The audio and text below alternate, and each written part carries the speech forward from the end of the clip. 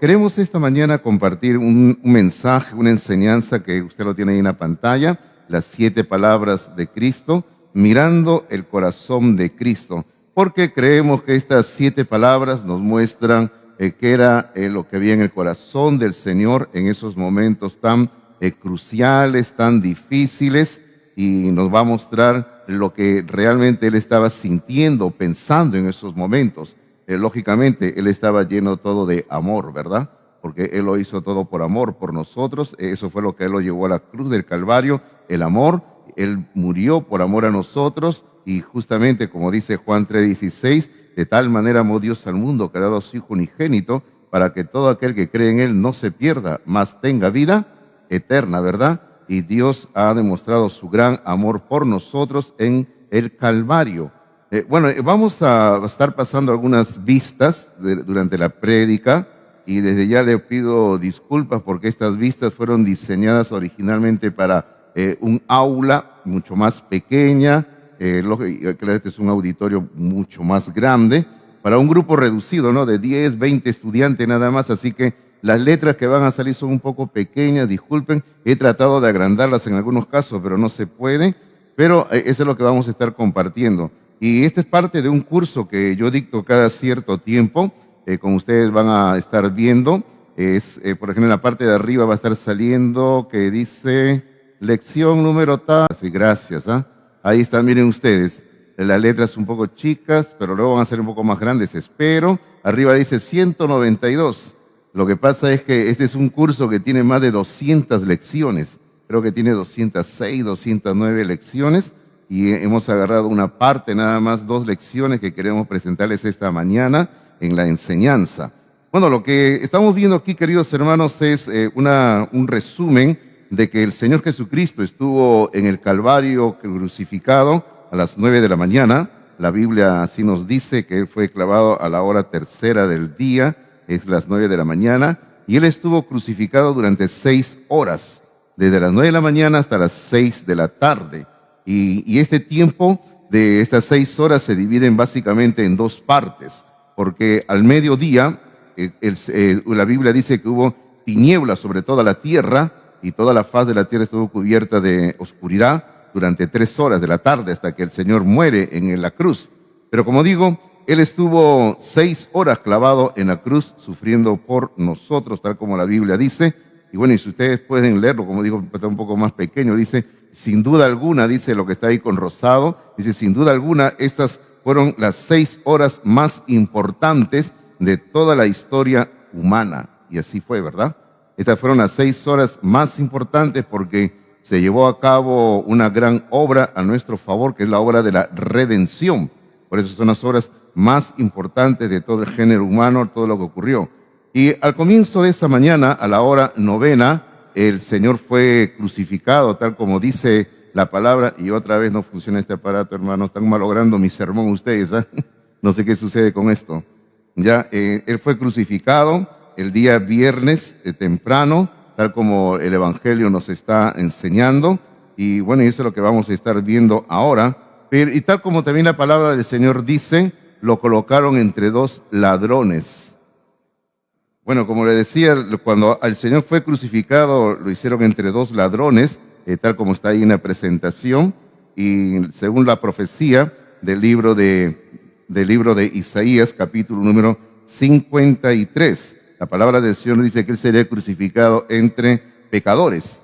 Así que ahí se estaba cumpliendo una profecía también en el momento de la crucifixión del Señor Jesucristo. Y también en ese momento se cumplió otra profecía, ahora sí, gracias señorita, no sé qué ha hecho.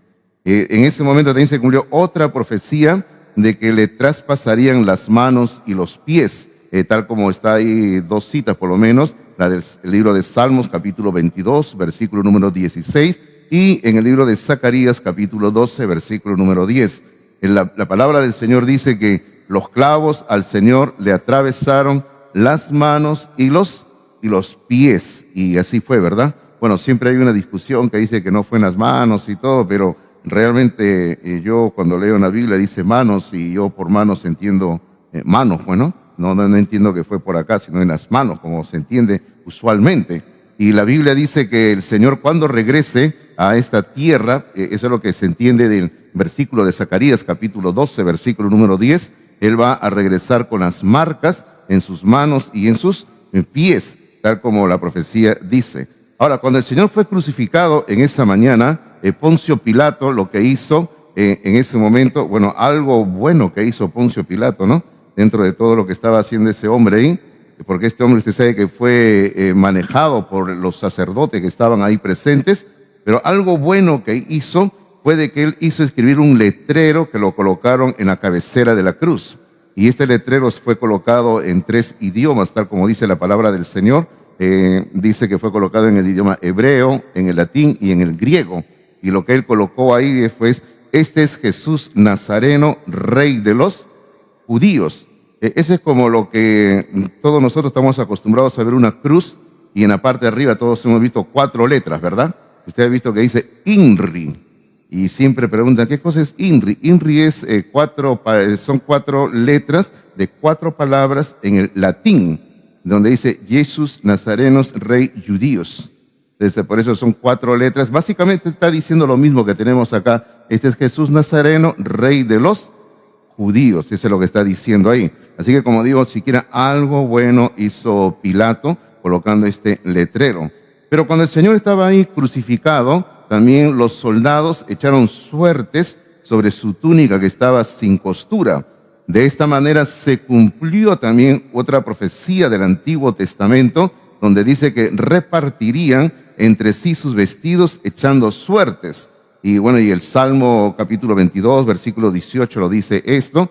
Bueno, y siempre se representa de que los soldados tomaron unos dados y echaron suerte, ¿no? Aunque la Biblia no dice que fue así, solamente dice que echaron suerte nada más y se repartieron sus vestiduras del Señor Jesucristo. Y aquí ya entramos en el tema, hemos estado un poquito avanzando para que podamos entrar al tema de las 7 palabras del Señor. Y la primera palabra que Él pronuncia estando en la cruz, encontramos en el Evangelio de San Lucas, aunque usted lo tiene ahí proyectado, pero siempre es bueno ver lo que la palabra de Dios dice, lo que está escrito. En el capítulo número 23, de San Lucas, en el versículo número 34, Lucas 23, 34, dice así, Lucas 23, 34, dice, y Jesús decía, Padre, perdónalos porque no saben lo que hacen. Y luego dice, y repartieron entre sí sus vestidos echando suertes, lo que hemos leído hace un momento. Pero la primera parte del versículo 34 encontramos la primera palabra o la primera frase, como usted quiera decirlo, donde el Señor está diciendo, Padre, perdónalo porque no saben lo que hacen. Y como dice ahí en la proyección, aquí también se está cumpliendo otra profecía donde que el Señor estaría rodeado por sus enemigos y sería escarnecido por ellos, tal como dice, ahí está la cita en el Salmo 22, versículo número 7 y 8. Pero, hermano, lo que aquí tenemos es que al comienzo de la crucifixión, recuerde que todavía es la mañana, Él fue crucificado a las 9 de la mañana, el Señor está demostrando su amor y su perdón hacia aquellos que lo habían maltratado, que lo habían golpeado durante la madrugada con los látigos, que le habían dado con las varas en la cabeza, que le habían colocado una corona de espinas y que luego lo habían llevado hasta el Calvario y lo habían crucificado, porque en este momento Él ya está clavado en la cruz, le han puesto los clavos en la mano, le han puesto los clavos en los pies, está ahí colgado, y en ese momento el Señor lo único que está pidiendo es perdón para ellos, porque no saben lo que hacen. Usted recuerda al primer mártir de la iglesia cristiana llamado Esteban. Él está en el libro de Hechos, capítulo número 7, y donde encontramos que Esteban fue juzgado, entre comillas, aunque fue un juicio injusto igual que el Señor, y luego fue condenado a morir a pedradas. Y la Biblia dice que cuando él está ahí recibiendo las pedradas de parte de sus enemigos, básicamente también dice algo así, ¿no? Que el Señor les perdone. El Padre, perdónalos, dice. Hermano, nuestra actitud siempre tiene que ser de perdón hacia nuestros enemigos. Y eso es lo que enseña el Evangelio. El Evangelio enseña que si tu enemigo tuviere sed, dale de beber. Si tu enemigo tuviere hambre, dale de comer, dice, ¿no? Porque de esa manera estás amontonando ascuas de fuego sobre tu enemigo si él continúa siendo tu enemigo. Pero lo que el Señor aquí está demostrando es perdón. Y hermano, y ese es excelente ejemplo que nos deja y excelente enseñanza de que debemos demostrar siempre perdón. Hermano, nada sirve estar con un corazón lleno de ira o un corazón lleno de resentimiento. Si tal persona me odia, yo también le voy a odiar. Si tal persona me hace daño, yo también le voy a hacer daño. De nada sirve eso. Y además, si usted piensa y actúa así, devolviendo mal por mal, usted no está actuando como una persona cristiana. Porque la persona cristiana no devuelve mal por mal. Entiéndalo bien. Nosotros tenemos que tomar la actitud del Señor, ¿no? Padre, perdónalos porque no saben lo que hacen, ¿no? Ahora, luego el Señor va a dar su segunda palabra, la segunda palabra de Cristo en la cruz. La encontramos aquí mismo en San Lucas, capítulo 23, versículo 40 al 43. Él estaba crucificado ahí entre dos delincuentes y sabemos que uno de ellos llegó a la salvación. Y esto es lo que conversan. Capítulo 23, versículo 40 al 43 dice, respondiendo el otro le reprendió diciendo, ¿ni aún temes tú a Dios estando en la misma condenación? Están hablando los dos ladrones en la cruz ahí.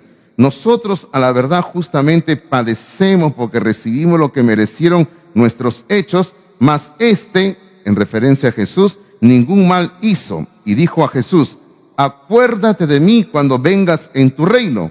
Él está hablando de algo todavía lejano. Para él era algo lejano. Para este hombre está diciendo, cuando vengas en tu reino, recuérdate de mí.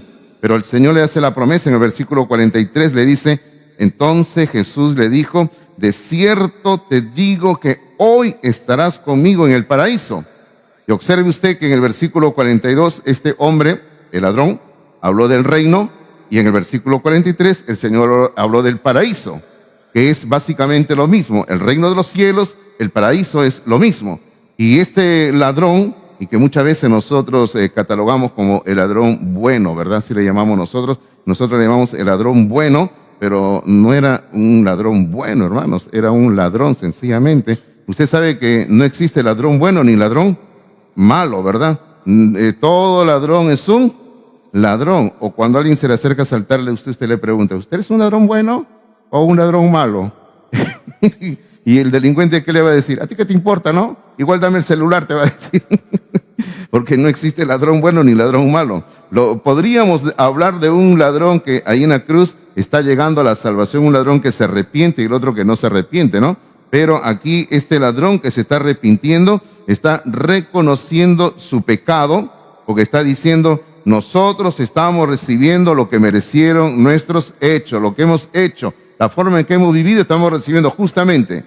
Y así es, según la enseñanza de la palabra de Dios, todos nuestros actos van a recibir consecuencias de lo que nosotros hacemos. Pero este hombre por lo menos llega a la salvación. Y el día que nosotros lleguemos a la presencia de Dios lo vamos a encontrar, ¿verdad? Ahí vamos a ver a este ladrón que llegó a la cruz, llegó a la salvación por Cristo Jesús. Ahora, la promesa del Señor es, hoy estarás conmigo en el paraíso. Y así fue.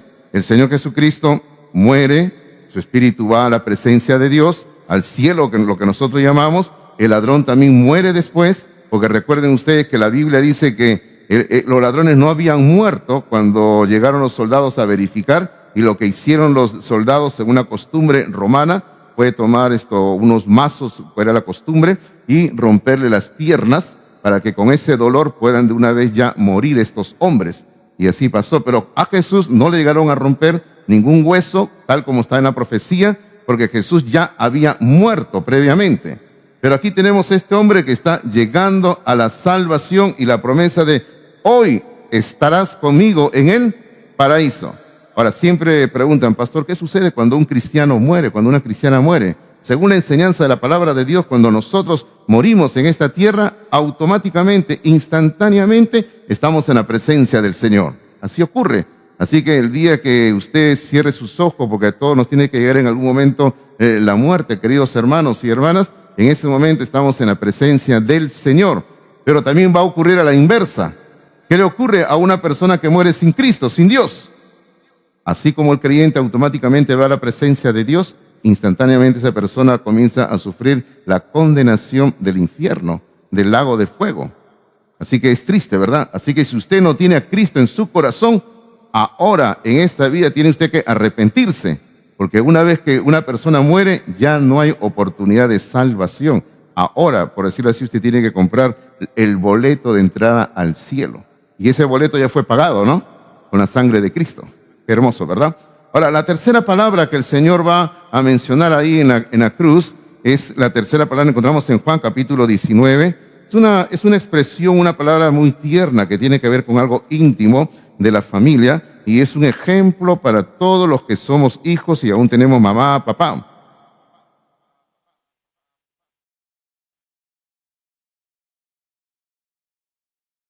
Esta tercera palabra la encontramos aquí en Juan capítulo 19, versículos 26 y 27, donde dice así: cuando vio Jesús a su madre y al discípulo a quien él amaba, es una referencia al apóstol Juan, el autor de este evangelio, Juan, dice que estaba presente, dijo a su madre: mujer, he ahí a tu hijo. Ahora siempre algunos dicen, pero ¿por qué le dice mujer si era su madre?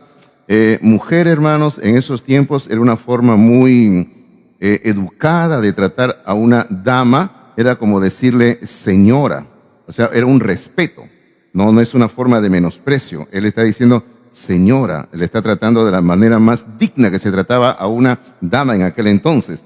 Le dice, mujer, he ahí a tu hijo. Y en el versículo 27 le dice, después dijo el discípulo, he ahí tu madre.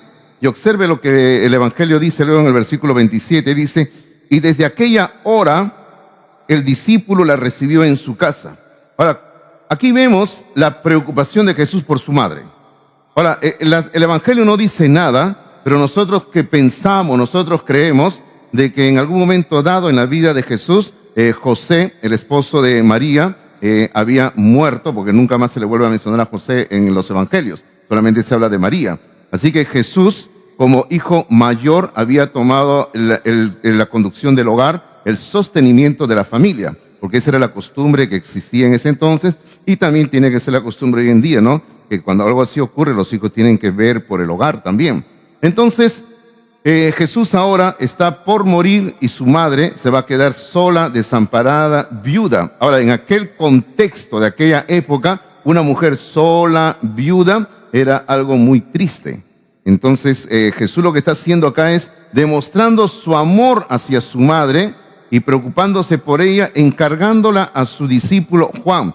Ahora, también es muy posible, según lo que cuenta la tradición, de que Juan el apóstol tenía un vínculo sanguíneo con Jesús. Parece que eran primos en cierto nivel. Es por eso que él está encargándole a Juan el cuidado de su madre. Ahora, ¿cuál es la enseñanza acá? La enseñanza acá es, nunca debemos de abandonar a nuestros padres. La palabra del Señor dice en el libro de Proverbios que cuando tu madre envejeciere, cuando tu madre tenga cana, dice, cuando tu madre envejeciere, no te olvides de ella, no la abandones, dice. Hermano, no hay que abandonar a nuestros padres. A veces existe esa mala costumbre de algunos malos hijos, malas hijas, donde se olvidan de papá, se olvidan de mamá. Y ya algunos no quieren saber nada de su padre y ponen mil y un pretexto, ¿no? No es que no tengo dinero, no me alcanza, no tengo tiempo de ver por ellos y tengo que ver por mis hijos nada más, tengo que ver por mi casa. Y además ellos viven muy lejos y no puedo ir a verlos. Hermanos, nuestros padres no hay que abandonarlos, no hay que olvidarlos. Y si usted se ha olvidado de su mamá, de su papá, y usted es cristiano o cristiana, yo le llamo a usted la atención delante del Señor y le digo, recuérdese de su padre, recuérdese de su madre. Tiene que demostrar amor hacia sus padres, ¿verdad? Todos los días de su vida tiene que demostrar amor por ellos. Y eso es lo que el Señor nos está enseñando aquí, demostrando amor hacia sus padres hasta el último momento de nuestra existencia.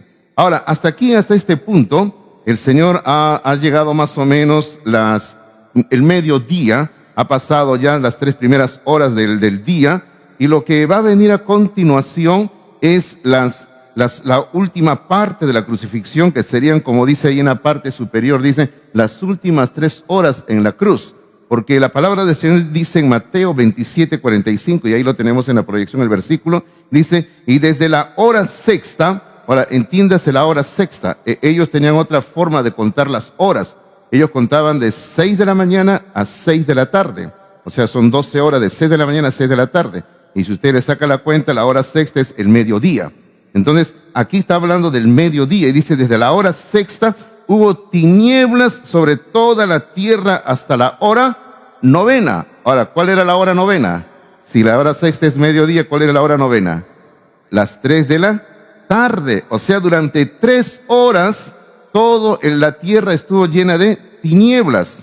Ahora, no voy a entrar en esta explicación, pero solamente le puedo decir de que este tiempo cuando hubo tinieblas está registrada en la historia de algunas culturas de aquel entonces. Los griegos lo tienen registrado, los romanos lo tienen registrado, inclusive en algunas tradiciones en esta parte del mundo también tienen historias relacionadas a esto. Los chinos también lo tienen registrado también en sus historias. O sea, todo el planeta Tierra quedó en tiniebla durante 3 horas. Imagínense cómo habrá sido ese momento. Y bueno, y ahí estamos citando algo que escribió MacArthur en su Biblia de estudio. Dice, esto no pudo causarlo un eclipse. Esto fue una oscuridad sobrenatural. Y claro que sí, Dios es el que dio esta oscuridad sobrenatural a la tierra, porque en ese momento se estaba produciendo algo trágico que era la muerte de su hijo en la cruz.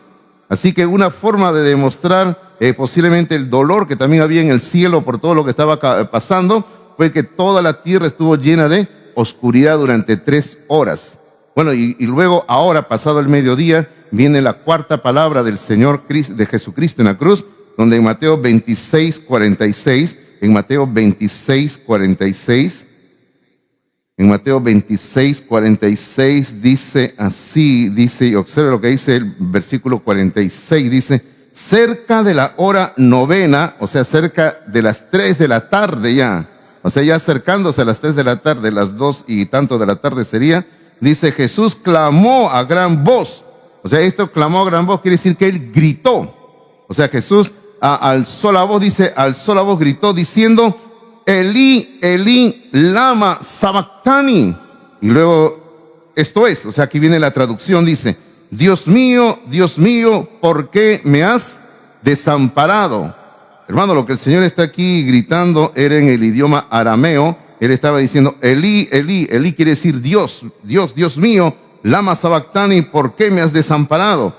El Señor Jesucristo en ese momento, cuando ya se está acercando ya el final de su vida terrenal, porque según lo que dice la primera palabra del versículo 46, dice cerca de la hora novena, o sea, ya acercándose el momento de morir, él clama así y él siente la soledad que produce el pecado.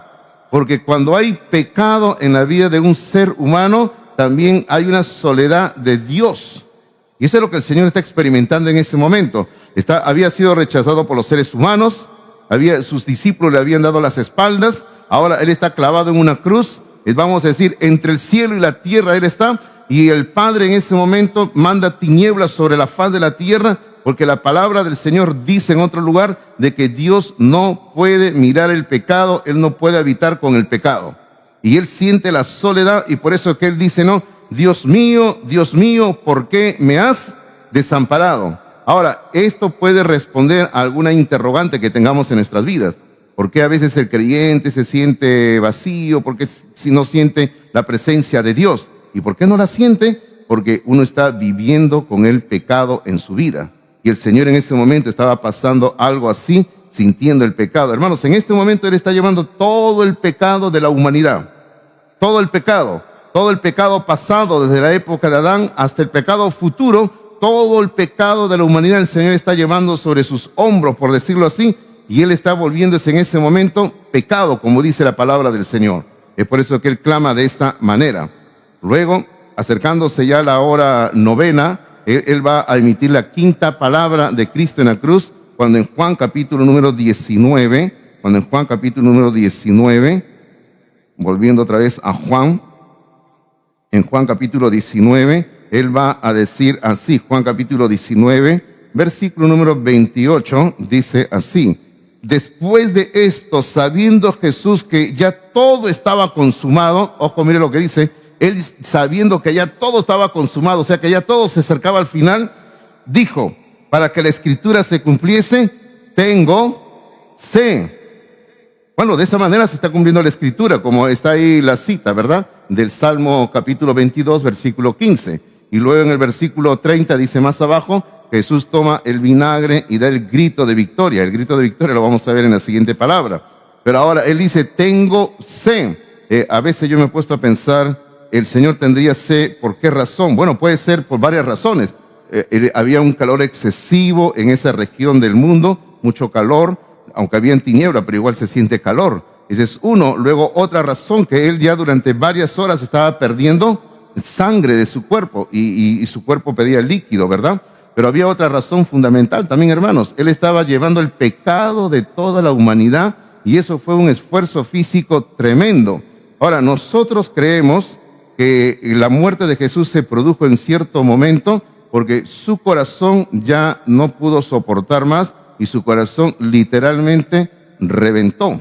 Eso es lo que nosotros creemos, ¿no? Ahora, ¿por qué decimos eso? Bueno, yo he consultado varios libros escritos por médicos cristianos donde ellos llegan a esa conclusión, porque luego cuando el soldado llega para verificar que Jesús había muerto, la Biblia dice que el soldado le coloca una espada y de esa manera de un costado de él sale agua, dice la Biblia, dice sale agua y sale sangre. Y la única forma que pueda salir agua y sangre de acá, dice, es cuando el corazón se ha reventado y se ha mezclado el agua en el pericardio con el líquido que tenemos ahí y sale. Entonces, esa es la razón por la cual decimos, no, su corazón de él reventó. Es algo muy extraño, pero puede ocurrir en un ser humano por un esfuerzo físico intenso, grande, algo sobrenatural para el ser humano, puede ocurrir, dicen los médicos. Pero aquí Jesús tenemos esto, ¿no? Que él está teniendo sed porque está llevando todo el pecado de la humanidad sobre él y está pidiendo agua en ese momento.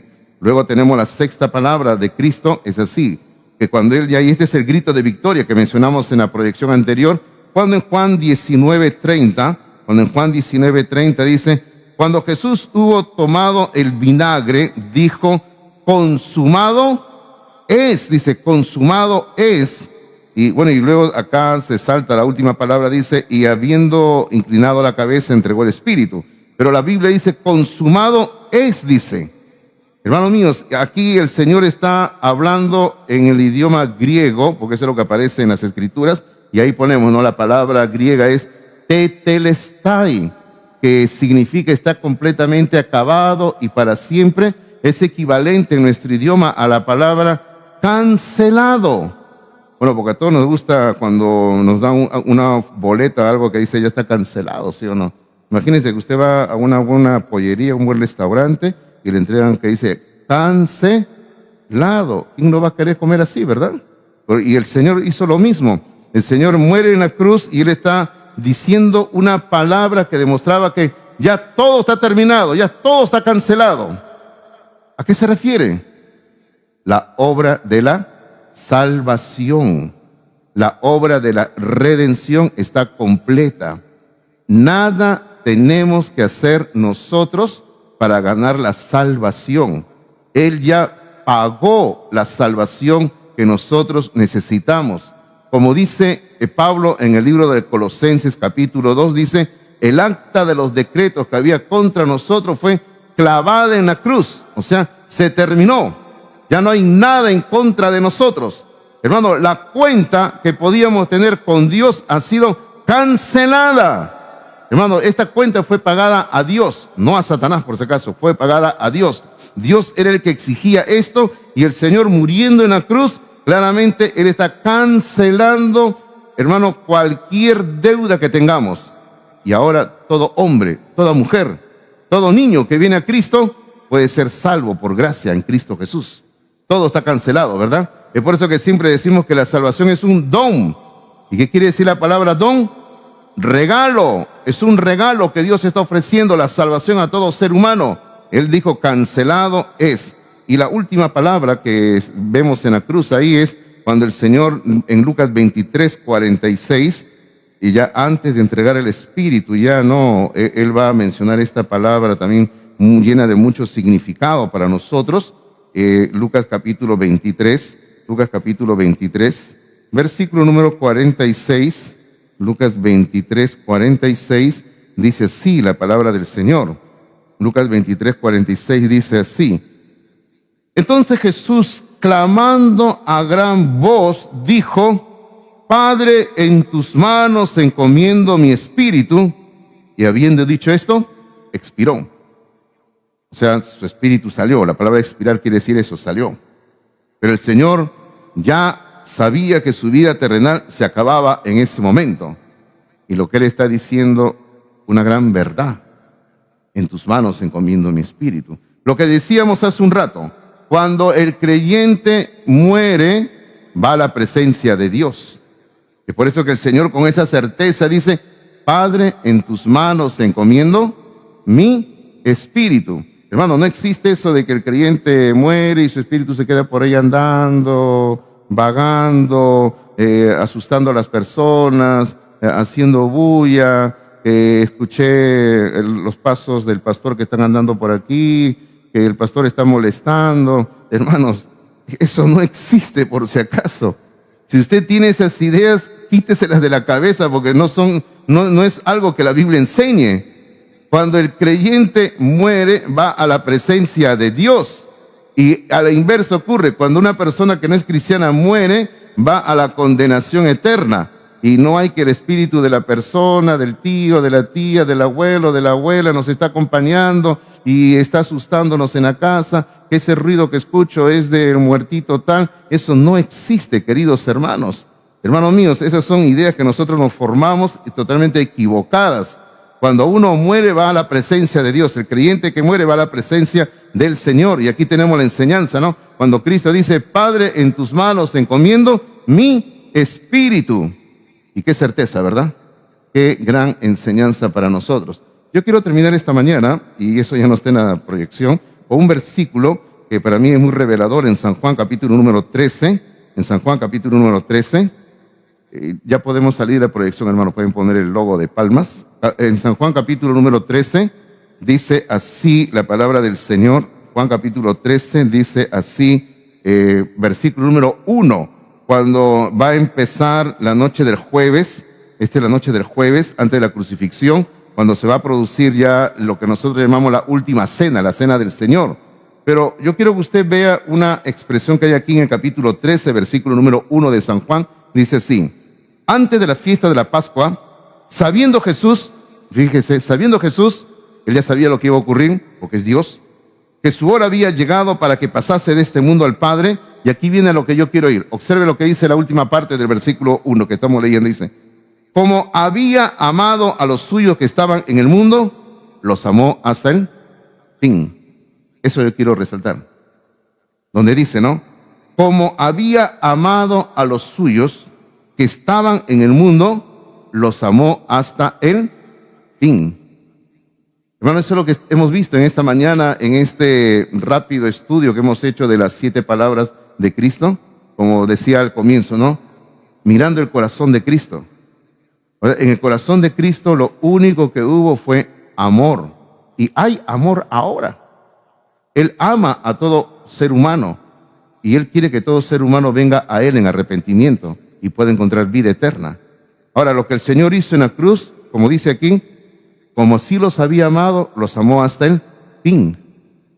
Todo lo que Cristo hizo, lo hizo por amor. Esa es la gran enseñanza, ¿no? Amor. Vamos a orar en este momento. Vamos a orar, por favor. Yo le pido que nos acompañe en oración por un momento. Podamos llegar a la presencia de Dios. Y le invito a reflexionar por un momento en lo más importante, que es: ¿tienes a Cristo en tu vida? ¿Tienes la salvación que Dios ofrece? ¿Has venido a Cristo en arrepentimiento? No basta con decir siempre vengo a esta iglesia. Venir a esta iglesia es bueno, escuchas la palabra de Dios, pero solo venir a la iglesia no te salva. Solo venir a la iglesia no te hace hijo de Dios o hija de Dios.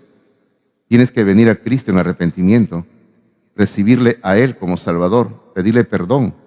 Así como hizo ese ladrón en la cruz, reconoció su pecado, que él estaba recibiendo lo justo que merecían sus malas acciones, y luego se dirigió al Salvador diciéndole: acuérdate de mí cuando vengas en tu reino. Ese es arrepentimiento. Por eso te digo, ¿has venido a Cristo como Salvador? ¿Tienes la vida eterna que Dios ofrece? ¿Tienes la certeza, al igual que el Señor, que hoy estarás conmigo en el paraíso? Le dijo al ladrón. O sea, ¿tienes la certeza de ir un día a la presencia de Dios? Si no es así, yo te pido que abras tu corazón y recibas a Cristo como Salvador personal. Padre, en esta mañana venimos a tu presencia en oración, dándote gracias, Padre, por lo maravilloso, lo bueno que eres, porque estas 7 palabras que hemos visto así de una forma rápida, Padre, nos demuestran que en el corazón de tu Hijo en la cruz solo había amor. Desde la primera palabra, cuando Él pide perdón para sus enemigos, hasta la última palabra, donde Él pide que reciba su Espíritu, solamente había amor, Señor. Y Padre Santo, pedimos que en esta mañana todos podamos aprovechar de ese amor, todos podamos recibir de ese amor. Si alguien, Padre, aquí aún no tiene a Jesús en su vida, pueda recibir a Jesús como Salvador personal. Quiero, Padre, pedirte que bendigas esta última parte del culto, porque en un momento recogeremos las ofrendas, luego vamos a celebrar la cena del Señor y queremos pedir tu bendición, tu gracia. Oramos en esta mañana dándote gracias en Jesús. Amén. Amén.